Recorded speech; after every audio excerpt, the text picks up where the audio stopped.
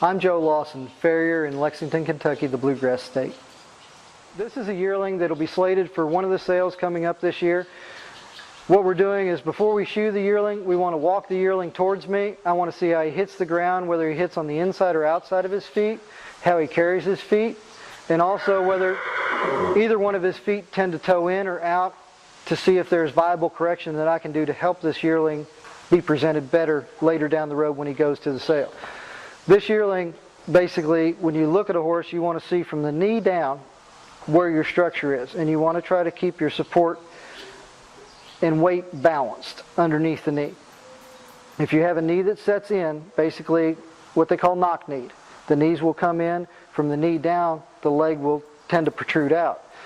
As long as you go from the knee, down through the ankle and into the foot, and you try to create a straight line, you wait on Mother Nature or possibly veterinarian help with some modern technology and other things that they can do to bring those knees into alignment. But you want to make sure that you don't end up with basically a Z.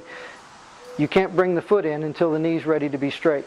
So you just have to be patient enough and foresee the future in these horses to know where they're going to be in 2 months, 4 months, 6 months. And don't get in a hurry. Basically, this horse has an offset knee. He stands very well, but the main thing that he did when he walked down here is he walked right at me. I mean, when I say right at me, his feet traveled from where they left the ground to where they came down on the ground without any deviation inside or outside. It was a good, straight, flowing walk. That is very presentable at a horse sale. When they stop and stand, they are forgiven for certain faults, whether they might toe out a little or toe in a little.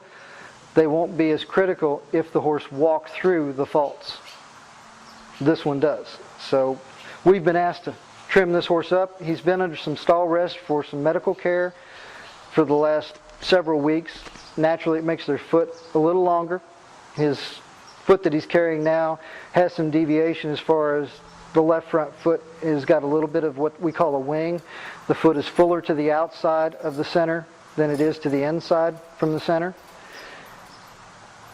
We'll start working on that now as far as smoothing it out, straightening it, balancing the foot, and getting it ready to go to the sale. You don't do everything when you get there. You prepare it months and months ahead.